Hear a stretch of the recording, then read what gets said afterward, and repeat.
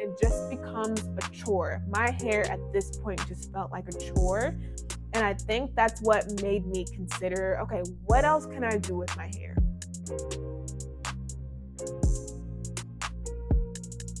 What's up, y'all? Welcome back to my channel. Thank you so much for joining me for another video. If you are new here, welcome to my channel. My name is Jazz. I talk about all things locks, fitness, business, and just life in general. In today's video, I'm going to take you guys through my hair story, and we're going to talk about how I arrived at the decision to finally lock my hair. So if you are watching this and you are a Black woman, then you completely understand how tough of a subject hair is for us. It's such a complicated subject. Most of us, if not now, at some point in our lives, had a negative relationship with our hair. I'm going to take you guys through my personal story and how I arrived at the decision to lock my hair. And in this video, I'm also going to try to include pictures. So I don't have any pictures of me when I was a child. Those are back home at my parents' house in Kentucky. And I don't have any on my phone or anything. So I cannot provide pictures of my hair when I was younger. But just to kind of talk about that a little bit, I got my first relaxer when I was in 5th grade. So from the time when I was born up until 5th grade. So up until that point, I was natural. Looking back, my hair was thick, it was healthy. But like I was talking about earlier, us Black women have a very complicated relationship with our hair. We're told it's hard to deal with. We're told it's ugly in some circumstances unless you have a certain curl pattern. So if you don't have those loose curls, that wavy texture, if it's not silky, if it's not soft, then people are gonna say, well, that's bad hair.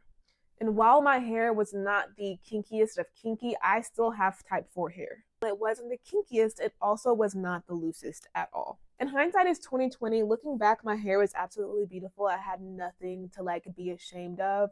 But again, if you're a Black woman, you know how it can be. Straight long hair is the beauty standard in society. When you have Black hair, you are made to feel that it's not pretty, that it's ugly. You're conditioned to feel that way. And that's definitely how I felt. So growing up, most of the adult women around me had relaxers. My mom had a relaxer. So when I got old enough, and for my mom, I guess 5th grade was old enough. When I got old enough, I got my first relaxer. And at first, everything was cool. You know, I still had the healthy, thick hair because I had natural hair. I wasn't putting those harsh chemicals in it. So my hair was healthy, thick, and thriving. And when I first got that relaxer, then everything was great. I had the hang time. It was straight. I was loving it. You couldn't tell me nothing when I got my first relaxer. But unfortunately, over time, them chemicals, those harsh chemicals, my hair just couldn't withstand it. Now, some people's hair can. Some people do really well with a relaxer, but my hair did not do well with a relaxer. I also played sports growing up, so I sweated a lot. I always had my hair in a ponytail or a bun on top of my head. So I think the chemical damage along with the mechanical damage of always pulling my hair back and up just wreaked havoc on my hair. And over the years, it slowly and gradually began to break off. A lot of people will say oh, well, Black people can't grow hair. It's not that we can't grow hair. It's that when we put things like harsh chemicals like relaxers in our hair and combine that with me, I was an athlete, so I was always pulling my hair back. When we do things that cause damage to our hair, it breaks off. And then it appears that we can't grow hair because our hair breaks off at a faster rate than it grows. And that is exactly what was happening to me over the years. In 5th grade, everything was fine. Thinking back, 6th grade, my hair was still healthy. But I think once I hit middle school, and that's when I started playing sports a lot more heavily. I was playing sports almost year round. So like I said, my hair was always pulled back and I was getting relaxers every 6 weeks. So all that damage really did a number on my hair. And I would say by 8th grade, 9th grade, that's when the damage really started to become apparent. And I just couldn't understand, why is my hair not getting longer? Why does it feel like it's actually getting shorter? It was just because of all of the damage that I had done to it. And y'all, it was getting so bad at that point that I didn't even want to take pictures. I did not like to take pictures. I hated looking at myself in pictures. Also had acne, and y'all gotta remember, this was middle school. So it's when puberty is hitting, people got acne going on, and your girl had acne going on, I had craters. It was bad. So my acne on top of my broken off hair. I also wore glasses. I got glasses in 6th grade. I wore them 7th and half of my 8th grade year, and then in 8th grade I got contacts. So that made it a little bit easier, made it a little bit better because I was able to get contacts. At this point in my life, I was not happy with my appearance. Did not want to be on video, did not want to be on camera, hated taking pictures. All right, so now we enter high school. So high school, it's more of the same. More of me hating my hair, more of me getting just continuous relaxers, more of me playing sports, pulling my hair up and back. So guess what? More damage. More of broken off, relaxed hair, just not looking cute at all. Now, I would say I'm trying to think, I think maybe it was my sophomore or junior year, I experimented with like braids for the first time. So remember, I got micro braids. I really want to say it was my junior year. I can't remember. It was either my sophomore or junior year. And me and my best friend, we went to get micro braids together. So this was my first like actual experience with having like added hair. And this was the point where I discovered if I took a break from relaxers, then my hair started to thrive. Like it started to get healthy again. It's not that like braids grow my hair or whatever. I know a lot of people say that, but braids don't grow your hair. For me, it was just the fact that my hair was covered and I wasn't getting relaxers. So I had those micro braids in. I don't remember, I want to say that it was like 2 months, but I had an extended break from relaxers. So when I took my braids out, I was like, oh, wait, my hair is thick. I do have hair. I can grow hair. And I got so excited. And I was like, oh my gosh, like my hair is like not broken. I think I just realized at that point that relaxers were absolutely killing my hair. And that if I took a break, then it would start to get healthy again. And then I would say in like late junior year, senior year, I started to get sew-ins. And I noticed it again, like when I would get sew-ins and take a break away from relaxers, my hair would start to grow in thick and healthy. I remember I went like 3, maybe 4 months without a relaxer. And when I got that first relaxer after that time period, my hair looked so much more healthy, so much less broken off, so thick. That's when the light bulb in my head started to go off like, oh, I think I need to start to take breaks from getting relaxers. I think that would really help my situation. And so over the next couple years, I got sew-ins every so often. I got braids every so often, really just taking a break from the relaxers. I was still getting them. It was just a lot less often. So let's fast forward to college. So I go off to college and I remember, I'm pretty sure I went off to college with a sew-in. And it's a sew-in, so obviously I didn't have it in for that full semester. But I think I remember taking it out and finally thinking like, what if I don't get relaxers anymore? That was when I first started toying with the thought of it during that first semester of college. And I'm trying to remember, guys, like it's been a minute since college, my freshman year of college. My freshman year of college was in 2012. And I used to keep up with the anniversary of my last relaxer, and I know for sure it was sometime in December. That's when I got my last relaxer. So I think I got a relaxer to start second semester of college. That was the last relaxer I ever got. I don't think that I had fully made the decision to return natural at that point, but I was kind of like not sure what I was going to do. So I had my last relaxer in December. And I think at some point in that second semester, I may have gotten another sew-in. But I remember in spring break, and I still hadn't got another relaxer at this point in time, because remember, the final one that I ever got was in December 2012. But I do remember of spring break 2013, second semester of my freshman year of college, I remember binge watching YouTube for that entire week, just researching going natural. I watched so many videos. I discovered so many YouTube creators that were documenting their natural journey. And I was like, actually, I can do this. I think this is what I need to do.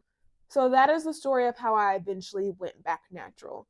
I noticed that I was taking breaks from relaxers and that my hair was growing back healthier and thicker. And I just had the idea, okay, well, maybe if I do this forever, then I can grow my hair back healthy and strong. If I can remember correctly, I don't think it was my intention for that to be my last relaxer. I think I went into it thinking that I was just going to try to stretch my relaxer. But by March of 2013, I had decided for sure, like, I am going back natural. I am not doing relaxers anymore. So boom, now we enter my natural stage. 2012, 2013, that's when this all took off. So at that point, I started to transition. And that just means I stopped getting relaxers. I'm letting my roots grow out. And at this point, I still have my relaxed ends. If any of y'all have ever like done the transition, y'all know how hard that can be. Your roots are growing back in one texture, and then you have these straight, stringy, relaxed ends. It's hard to style. It's hard to manage. So by the summer, I believe it was in June. I think June is when I did my big chop. And I know for sure that I have a picture of that in my phone. So I'm going to go ahead and put it in the video up here. Yeah, I did the big chop, I believe in June or July of 2013. And when I say I did the big chop, y'all, I did the big chop. My hair was so short. I have never seen my hair this short before. I was so nervous. I really intended to do a long transition just because I didn't want my hair to be that short, but it became so unmanageable, y'all, that I was like, I cannot handle this. I have to cut this hair off. I actually ended up loving it. I don't think that that's something that I will ever do again. I don't think that I would ever grow that short again. But I embraced it, and I was like really surprised about how well I took it. I didn't know how I was going to feel about it, but I actually felt confident. I embraced it. I rocked it, and it was really cute for the moment. So at this point in time, I am still continuing to like binge watch YouTube. I'm finding out like, okay, well, how do I take care of it? What are all the products that I need to use? And y'all know how things can be when something is new, a journey is new, like it's exciting, it's fun. That's like the main thing you think about. And it was just like looking back, such a fun time, such an explorative time. And I think it was really, really important for me to have this period of my life to like connect back to my hair, connect back to my natural hair, how it grows out of my head. All right, so let's fast forward maybe, I want to say like maybe a year and a half in advance. Like the timeline here is not perfect, you guys. So like this is a little bit ago for me. But yeah, let's fast forward like a year. And the newness is kind of wearing off, kind of discovering that I'm having trouble taking care of my hair. And it's not that I'm having trouble taking care of my hair. It's just as a low maintenance girly, I'm noticing that it's becoming a little bit more work than what I want it to be. Now, I know now, like we said, hindsight is 2020. Looking back now, I just didn't truly know the right way to take care of my hair so that it could be more low maintenance. Also, looking back, I also needed a curly cut. I needed to go get my hair shaped and framed for my face. I think that's something that would have helped me a lot. But at that point in time, I only knew when I knew. I was learning from YouTube, and while the YouTube girlies were great, a lot of the YouTube girlies were not professionals. So some of that information just wasn't the best information, to be honest. This is not to say that you cannot take care of your hair yourself at home. Like clearly, like I have DIY locks. There were just some methods that I could have learned from the professionals. I could have gone and gotten my hair cut from a professional, and I just feel like maybe that could have made things a little bit easier. At this point in time, I was really frustrated with the amount of shrinkage that I had. Some women kind of struggle with their curl pattern. Me personally, I really liked my curl pattern. I have no problem with my curl pattern. I liked being a type 4 girly. I just did not like the shrinkage that came along with it. So at this point, I was like, this is getting annoying. I want my hair to be longer. What can I do? And then on YouTube, and as y'all can tell, like I've always been kind of a DIY girly because I did the big chop by myself. I transitioned by myself. Like I did not use a professional at any point in any of this.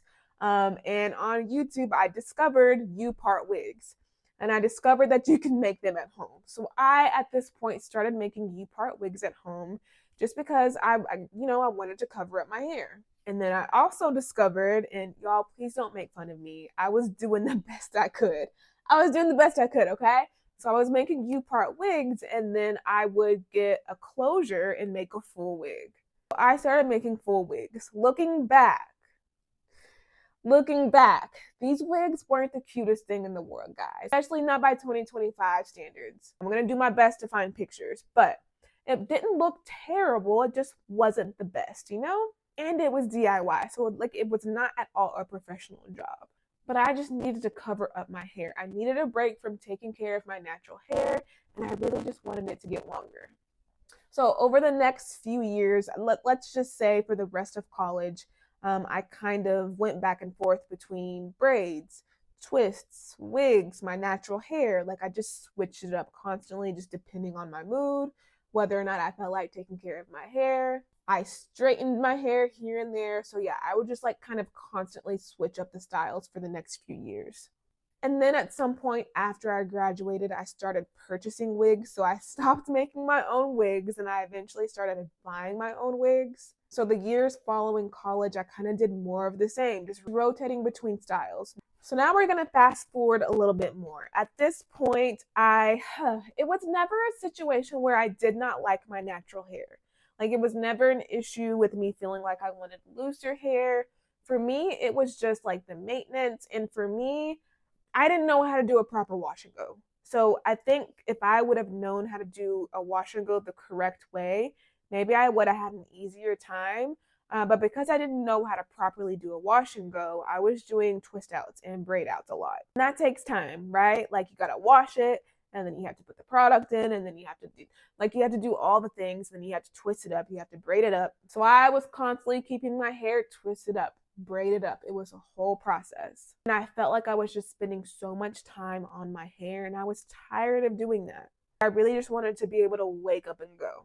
I also worked out a lot. I was a gym girly. I'm a personal trainer. So I'm sweating in my hair a lot, and it's just so annoying because I'm constantly having to wash my hair, braid it up, or twist it up, braid or twist it up every night or every other night. And it just becomes a chore. My hair at this point just felt like a chore. And I think that's what made me consider, okay, what else can I do with my hair? And I also knew that I didn't want to constantly keep paying for braids and twists. And I love braids and twists, but I just didn't want to continue to pay for them constantly. So what did I do? What I do best, I hop on YouTube. Every time I'm going through something and I need ideas, your girl would hop on YouTube. So I got on YouTube, and at this point, this was 2020. And at this point, I'm getting so frustrated and annoyed with my hair that I'm like, okay, like maybe I can try to get a relaxer, or maybe like I'll get like a cute bob, and I won't keep it forever, but maybe I'll start all over. So I'll get a relaxer and then I'll grow it out and I'll start to transition again. Maybe I just need to start my hair journey over again. And as I'm searching, I'm looking at styles that I can do on my own at home. Like, maybe I can learn to do my own box braids. Maybe I can learn to do my own twists. And this was during COVID, I believed. So now that I'm talking about it, it's starting to come back to me. So during COVID, I started to experiment with trying to do my own twists, my own braids. I did some feed-in braids. So I was just searching all the styles, all the things that I could do at home. And then I came across locks. I started to see a lot of women with locks, and I think it just looks so beautiful. And my husband has locks. He's had locks, I think, 2 years longer than I have. So I believe he's had his locks for maybe 6 years. And when he first started his locks, I was kind of teasing him like, oh, well, what if I got locks too? But I was not being serious at this time. But now I'm like, actually, I know that I was joking about getting locks previously, but like, maybe I really can. Maybe I really can do this. Maybe I can get locks. I decided that I did not want to go back to relaxers, even if it was temporarily. I didn't want to start all over. So it just felt like locks was going to be the right decision. So what did I do? Again, I binged watched YouTube videos. YouTube video after YouTube video of women that were on their lock journey. And so I start to research locticians. I'm like, okay, well, maybe I can go to a loctician. I can have them start my locks. And then as I'm starting to look at those prices, and again, like I've said before, I have no problem with a professional getting their money, but it just wasn't something that I wanted to pay for at that time. And establishing locks, specifically micro locks, which is what I decided that I wanted to get. I was considering getting traditional sized locks, but after watching all my videos and doing all the research, I decided that micro locks were going to be best for me. I really liked how versatile they looked. I was considering sister locks, which are similar to micro locks, but sister locks are a very specific kind of locks. They're done a specific way, and they have to be done by, like, I believe a sister lock certified technician. I forget what they call themselves, but yeah, you have to be certified to do sister locks.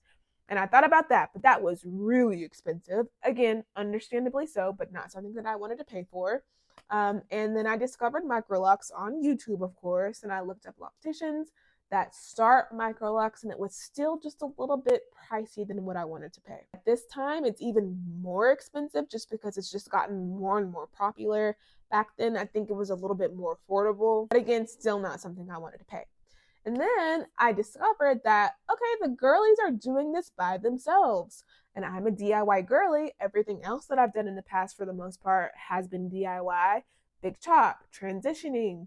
Your girl decided she wanted to try to be a wig maker. So I was like, okay, I think I can do this. So then I started binge watching people on their DIY micro lock journey. And after a week of like watching videos day and night, I had finally made my decision. I was going to do DIY micro locks. That was going to be my new style. That was going to be my new journey. In November 2020, I installed my micro locks and I never looked back. Your girl has been locked ever since then. And I always say this. It's the second best hair decision that I ever made, because the first decision was to stop getting relaxers and to go natural. And then number 2 is my decision to get locks. This was definitely a great decision for me and my hair. I definitely have no regrets. I really feel like this is such a style that is suited for me and my lifestyle. As I think about if I would ever do something different with my hair, something other than locks, and I don't know, 4 years in, I don't have any plans to do that anytime soon. If anything, I would maybe comb out my locks, but I think that that would be a temporary thing. I think locks is a style that I will always come back to. If I do decide that I want to mix it up or cut them off or comb them out, whatever I decide to do from there would be temporary, and I would just come back home to my locks. So that is my hair story. That is how I ended up with locks. And I hope you guys enjoyed that story time. If you have any questions about my lock journey or any questions about my hair from before, definitely go ahead and drop them in the comments. Thank you guys so much for joining me for another video. Don't forget to like, subscribe, share with a friend, all that good stuff, and I will see you guys next time. Bye.